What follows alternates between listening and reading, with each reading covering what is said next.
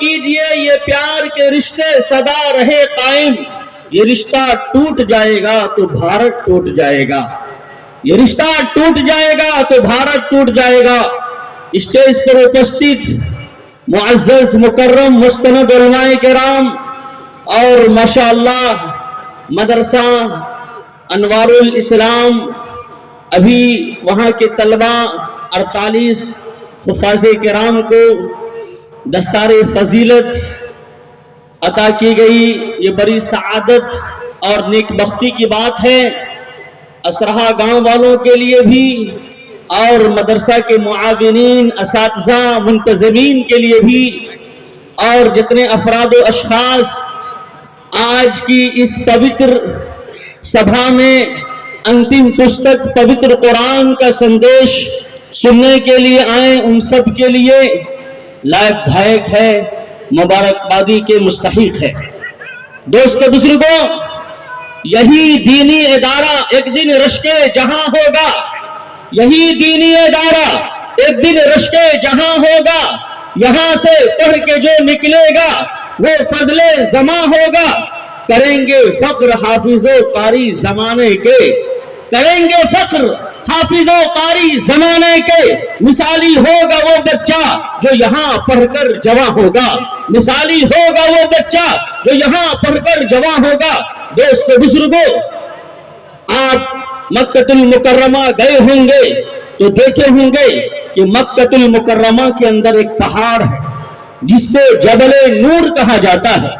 جناب محمد رسول اللہ صلی اللہ علیہ وسلم دنیا سے کٹ کر کے الگ تھلگ ہو کر کے اس کوہ کے اندر، اس پہاڑ کے اندر جا کر کے اپنے مالک و خالق، اپنے پالنہار، اپنے رچیتا اور کریٹر کو یاد کیا کرتے تھے، اس کو ہردے میں بساتے تھے۔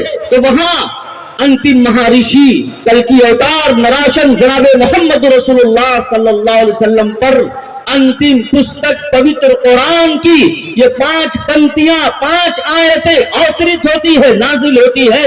اقرأ بسم ربک الذی خلق، خلق الانسان من علق، اقرأ وربک الاکرم الذی علم بالقلم، علم الانسان ما لم یعلم۔ دوستو بزرگوں، 890 فٹ کی بلندی پر انتم پستک پوتر قرآن کی شروعات ہوتی ہے، اور یہ دنیا والوں کو مہا پرلے تک، قیامت تک کے لیے یہ سبق دے دیا جاتا ہے کہ یہ قرآن اونچائی پہ نازل ہوا ہے، یہ قرآن بلندی پہ نازل ہوا ہے۔ اس قرآن کو جو سینے سے لگا لے گا، اللہ تعالیٰ اس کو اونچائی پر پہنچا دے گا، اللہ تعالیٰ اس کو اونچا مقام عطا فرمائے گا۔ دوستو بزرگوں، بہت سارے اسرہا کے لوگ سعودی عرب میں رہتے ہوں گے اور مکہ المکرمہ کی زیارت کیے ہوں گے، عمرہ کیے ہوں گے، حج کیے ہوں گے۔ مسجد نبوی کے اندر جب آپ جاتے ہیں اور دیکھتے ہیں کہ ایک اونچی جگہ وہاں ہے، تقریباً 1.5 ہاتھ اونچی جگہ ہے، جس کو اصحاب صفہ کہا جاتا ہے۔ وہ اونچی جگہ کیوں ہے؟ نماز پڑھنے والوں کے لیے نیچی جگہ، لیکن وہ جگہ اونچی کیوں؟ اس لیے کہ وہاں خیرکم من تعلم القرآن وعلم پہ عمل کیا جاتا تھا۔ The best among you is he who learns and teaches the Quran۔ جناب محمد رسول اللہ صلی اللہ علیہ وسلم نے فرما دیا، بخاری مسلم کی حدیث ہے کہ تم میں بہتر وہ شخص ہے جو قرآن پڑھتا ہے اور پڑھاتا ہے۔ ان اللہ یرفع بہذا الکتاب اقواما ویضع بہ آخرین، کہ اللہ تعالیٰ اس کو بلند مرتبہ عطا فرماتا ہے، اونچا مقام عطا فرماتا ہے، اونچے مقام سے نوازتا ہے، ان سے منصب سے نوازتا ہے جو اللہ کی کتاب کو سینے سے لگا لیتا ہے، اور جو اللہ کی کتاب کو پس پش ڈال دیتا ہے، اس کو چھوڑ دیتا ہے، تو اللہ تعالیٰ اس کو ذلیل و خوار کر دیتا ہے، رسوا کر دیتا ہے۔ دوستو بزرگوں، تو جناب محمد رسول اللہ صلی اللہ علیہ وسلم نے یہ اپنے عمل سے بتا دیا، قیامت تک کے لیے علم والوں کا اونچا مقام ہے۔ والذین اوتوا العلم درجات، علم والے کا اونچا مقام ہے۔ قرآن کریم نے بھی اعلان کر دیا، لہذا آج کی اس مقدس محفل سے یہ پیغام لے کر کے جائیں، الرحمن علم القرآن، اس قرآن کو نازل کرنے والا رحمان ہے، دیا کرنے والا ہے، کرپا کرنے والا ہے۔ یہ انتم پستک پوتر قرآن پوری انسانیت کی فلاح و بہبود کے لیے ہے۔ یہ انتم پستک پوتر قرآن پورے انسانوں کے لیے گائیڈ بک ہے۔ یہ انتم پستک پوتر قرآن پورے انسانوں کو انسانیت سکھانے کے لیے ہے۔ ہمارے ہندو بھائیوں کا ایک تہوار مانا جاتا ہے مہا کمبھ، جو 144 سال کے بعد آتا ہے، یعنی پردادا شرکت کیا ہوگا تو اس کا پرپوتا اب وہ اس تہوار میں شرکت کر سکتا ہے۔ ابھی مہا کمبھ کا معاملہ الہ آباد، پریاگ راج کا پرانا نام کیا ہے؟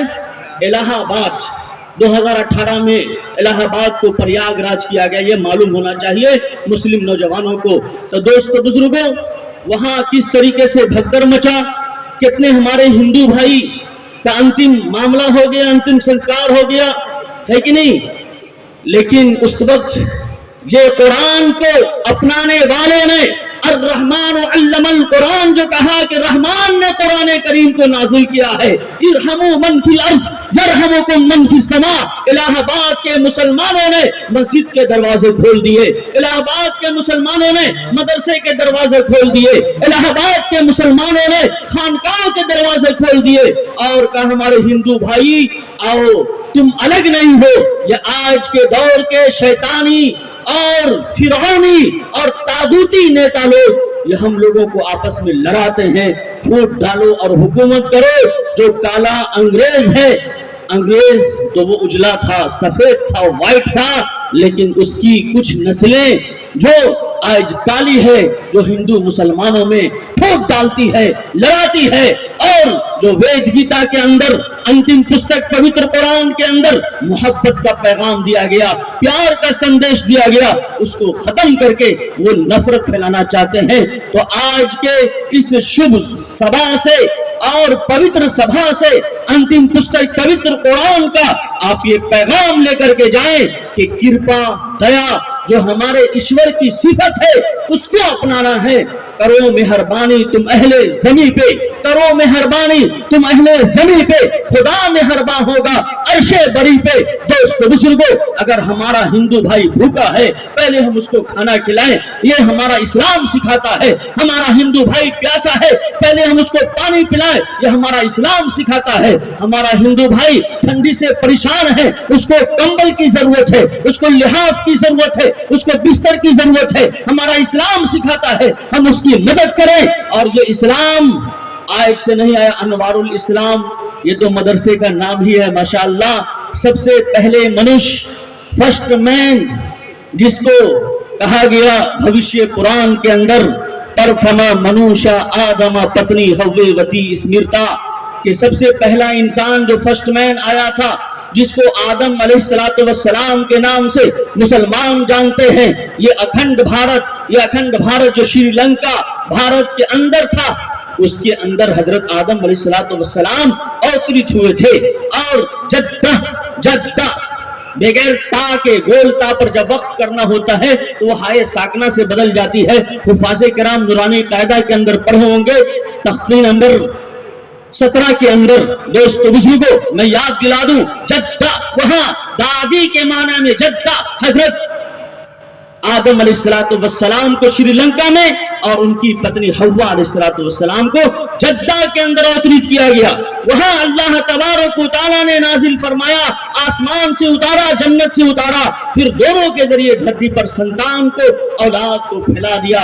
وہی آدم کو انگریز ٹیڑھا کر کے زبان بولتے ایڈم کہتے ہیں، ہے کہ نہیں؟ اور اسی کو ہمارے ہندو بھائیوں کی کتاب وید کے اندر، بھوشیہ پران کے اندر منو کہا گیا۔ اسی منو سے منہ کو ٹیڑھا کر کے مین کہتے ہیں، مین ہو مین، ہے کہ نہیں؟ مرد کے لیے عورت کے لیے استعمال کرتے ہیں انگریز لوگ۔ تو دوستو بزرگوں، اسی آدم سے اردو میں بھی آدمی کہا جاتا ہے۔ تو ہم سب جتنے ہیں سب آدم علیہ السلام کی اولاد ہیں، آدم علیہ السلام کی سنتان ہیں۔ ہمارے ہندو بھائیوں کی تو بہت ساری کتابیں ہیں، لیکن وقت اجازت نہیں دیتا ہے، چونکہ ٹھنڈی کا موسم ہے اور آپ دیکھتے ہیں کہ آدھا سے زیادہ کرسیاں خالی ہو گئی، ساری دنیا سو گئی، اس کا دیوانہ بیدار ہے۔ सारी दुनिया सो गई, उसका दीवाना बेदार है। अब आप ही फैसला कीजिए कौन जन्नत का हकदार है।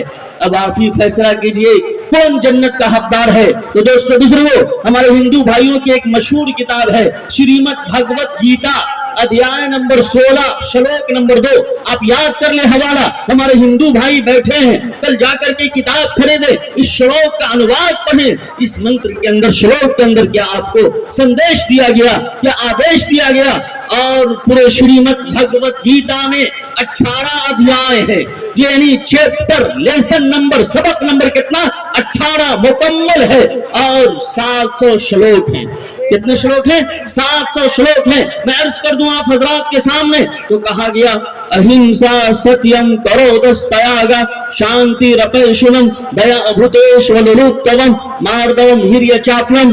सुनो, अहिंसा जुल्म सितम से, अत्याचार से, भ्रष्टाचार से, बलात्कार से, क्राइम से, जराइम से बचना है।